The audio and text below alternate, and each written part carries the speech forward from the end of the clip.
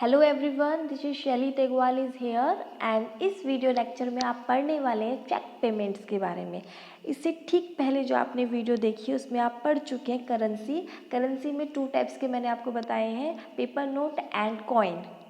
और सेकंड आपको बताया था डिपॉजिट्स विद बैंक, जिसे कि मैंने डिजिटल फॉर्म भी कहा था। और थर्ड आप पढ़ रहे हैं चेक पेमेंट। देखो जो तीनों टॉपिक है ये आपके चल रहे हैं मॉडर्न फॉर्म ऑफ मनी, ठीक है।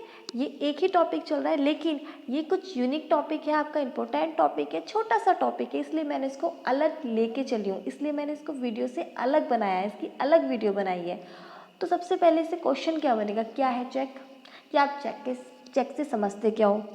डिफाइन चेक, छोटा सा क्वेश्चन बन रहा है, 1 या 3 नंबर का बनेगा।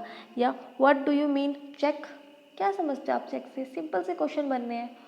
तो इसकी आपको सिंपल सी डेफिनेशन दी गई है यहाँ से। यहाँ देखिए आपको एक छोटी सी डेफिनेशन दी गई है। A cheque is a paper instructing the bank to pay a specific amount from the person's account to the person in whose name cheque has been made.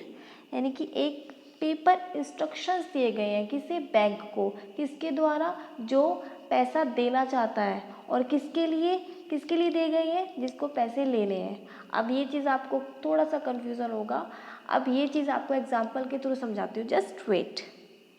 देखिए एग्जाम्पल के लिए आप ले लीजिए, मैं शैली तेगवाल प्रेम कुमार को कुछ अमाउंट देना चाहती हूँ, किसके थ्रू, चेक के थ्रू, और मैं उसके नाम का चेक इशू करूँगी, ठीक है।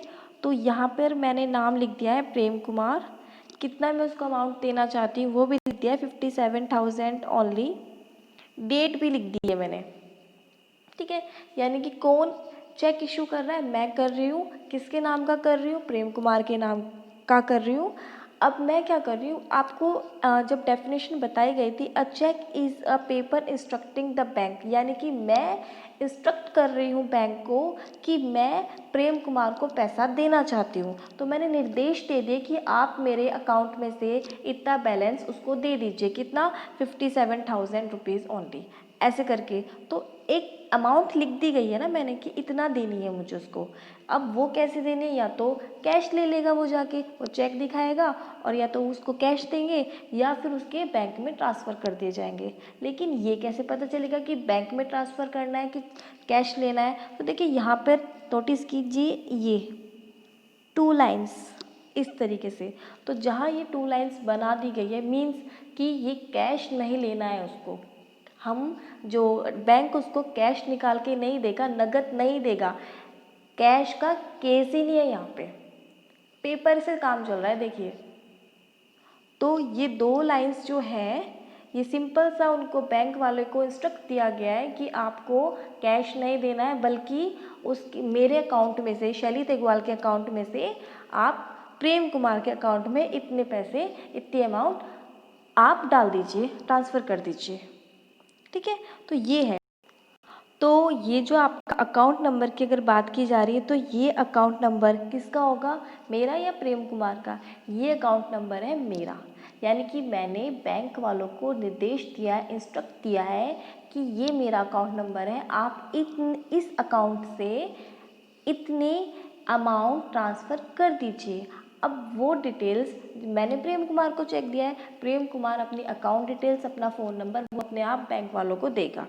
इसके साथ ही इसमें क्या क्या दिया हुआ है, देखिए कुछ यहाँ पर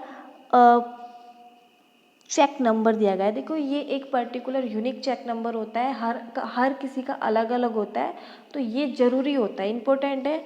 ये आपको कोड दिया गया है, जो हमारे काम का नहीं है, ये उनका बैंक वालों की सरदर्दी है, ये हमारे काम की नहीं है।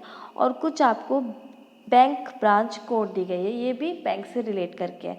हमारा तो मेन क्या था कि मुझे इसको पैसे देने हैं, इतने देने हैं, ये मेरा अकाउंट नंबर है, ये मेरी सरदर्दी हो गई। और जिसको लेना है या क्या, जैसे भी पैसे लेने हैं उसको, प्रेम कुमार को मतलब कि पैसे लेने हैं, ये उसकी सरदर्दी है कि उसको अपनी डिटेल्स देनी पड़ेगी, अपना अकाउंट नंबर देना पड़ेगा, फ़ोन नंबर देना पड़ेगा। तो वही चीज़ हो गई ना जो मैंने आपको डेफिनेशन में समझाया था। तो हो गई ना वो डेफिनेशन आपकी जो मैं आपको समझा रही थी कि a cheque is a paper instructing the bank to pay specific amount from the person's account to the person in the whose name the cheque has been made, है ना। बिल्कुल वही जो मैंने आपको एग्जांपल के थ्रू समझाया, ये आप जो है ना ये डेफिनेशन को बहुत अच्छे से तैयार कर लीजिए, लर्न कर लीजिए, ठीक है। तो ये जितने भी मैंने आपको बताए हैं, currency and deposit with bank and cheque payment, ये तीनों किसके थे, मॉडर्न फॉर्म ऑफ मनीज़। तो ये आपको क्लियर हो गया होगा। देखो कैश का बहुत कम काम चला है यहाँ पे, करेंसी के अलावा, note, paper note and coins के अलावा बाकी सब जो ये था ना, डिपॉजिट बैंक्स एंड डीडी जिसे मैं कह रही थी, एंड चेक पेमेंट, ये सारा आपका विदाउट कैश था, विड्रॉ करके या किसी तरीके से ट्रांसफ़र करके ये था, नेट बैंकिंग से रिलेट। तो आई होप आपको ये टॉपिक क्लियर हो गया होगा। अगर कोई कन्फ्यूज़न है तो आप मुझसे पूछ सकते हैं। Thank you so much.